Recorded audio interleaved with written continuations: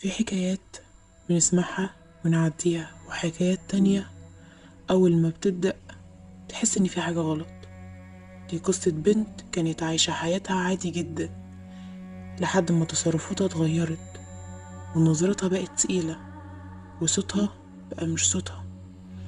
مكانتش تعرف إن في حد عايش معاها من زمان، وحد قرر يبقى جزء من حياتها غصب عنها.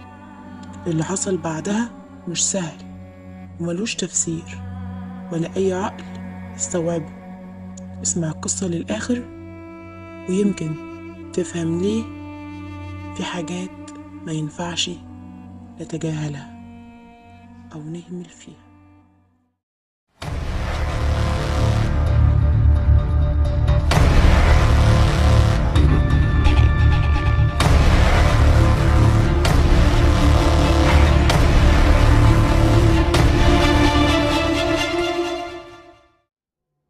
أنا رانيا، عندي 27 سنة، متجوزة بقالي 10 سنين، وعندي بنتين وولد، وعايشة في قرية تبع محافظة الغربية.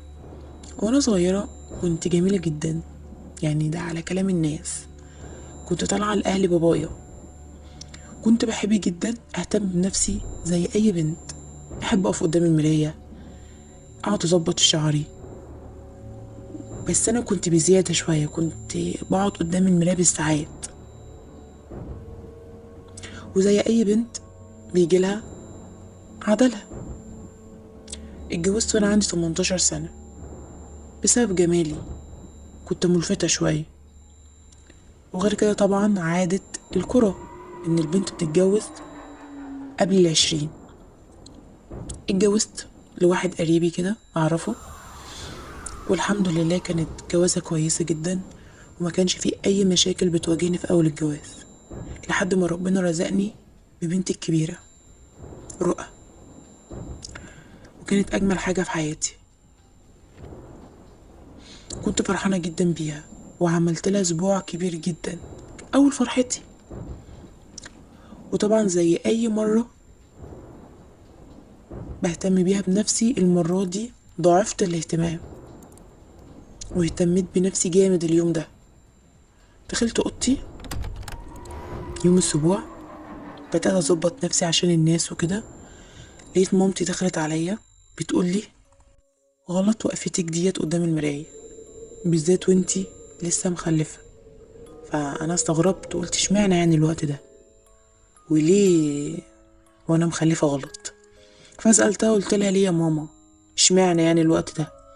قالت لي: ستي كانت بتقولي اول ما تخلفي اوعي تقفي قدام المراية وتفضلي مخبية المراية او تحط عليها ستارة لحد ما تخلصي وقت النفاس، وبعد ما تخلصي وقت النفاس عادي تقفي قدام المراية، علشان لو وقفت قدام المراية وانت لسه مخلفة هتفتحي بوابة من ابواب العالم التاني.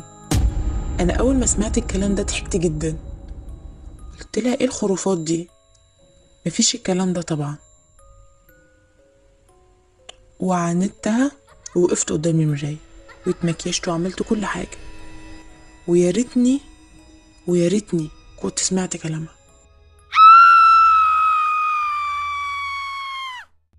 ويوم الاسبوع عدى عادي، ما حصلش اي حاجة من اللي ماما قالتها. ومرت الايام والامور كانت ماشية عادي خالص، لحد ما حياتي اتغيرت. وفجأة اول موقف حصل لي اتأكدت ان انا فيا حاجة مش طبيعية. انا جوزي بينزل كل يوم الشغل من الساعة 6 الصبح، بيجي على الساعة 9 بالليل، وبكون قاعدة لوحدي انا وبنتي في البيت.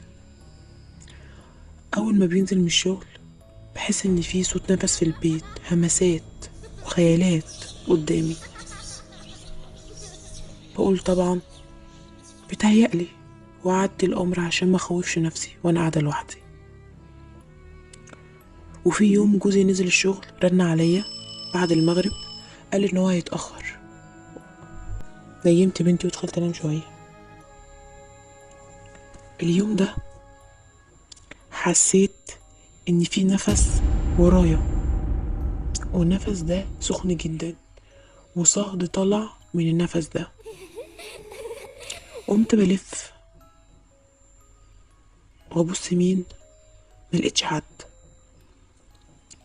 استعذت بالله وكملت نومي. في نص النوم لقيت حاجة تقيلة قوي على رجلي.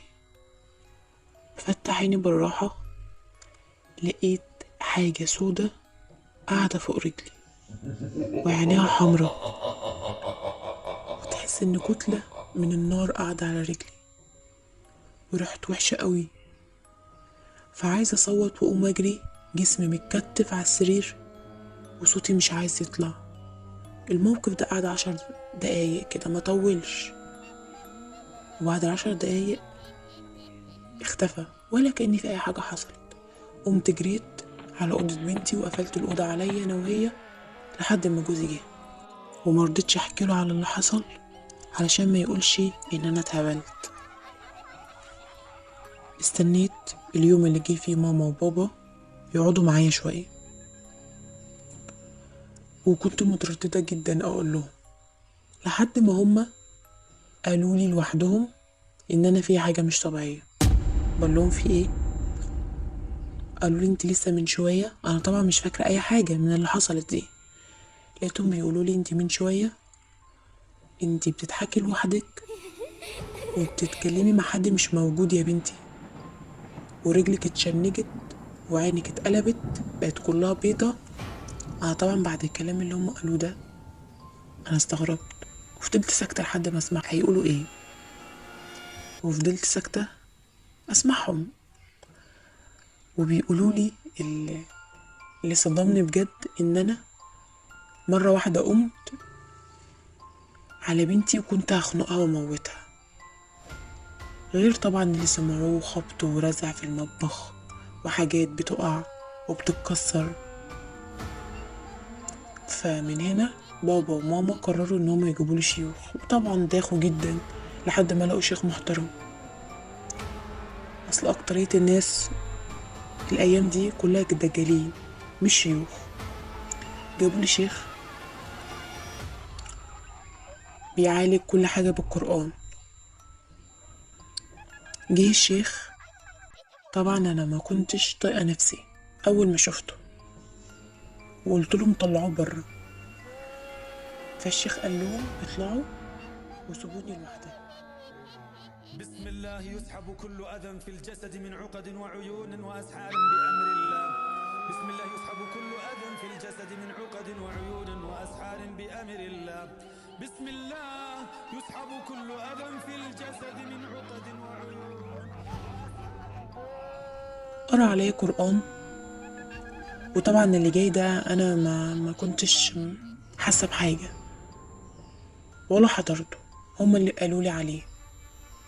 لقيت ماما بتقولي ان انتي قعدتي تتشنجي وصوتي تخن، وحد بيقول على لساني انا بحبها ومش هسيبها.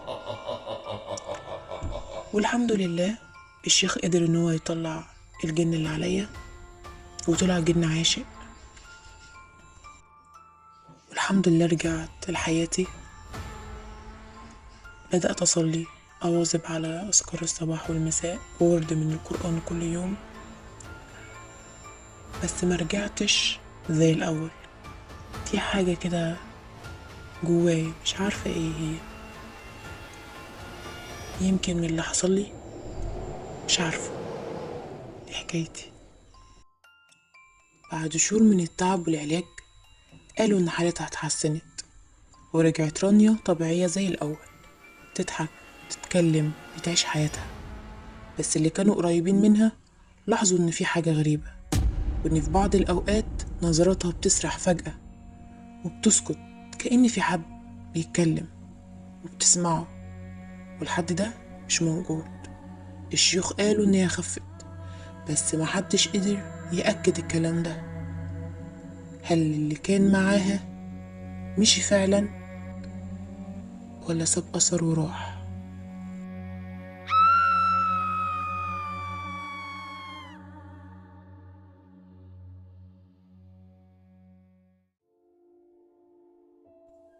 وهنا وصلنا لنهاية حلقتنا، يا رب تعجبكم، وما تنساش الاشتراك في القناة وتفعيل الجرس، وقول رأيك في التعليقات.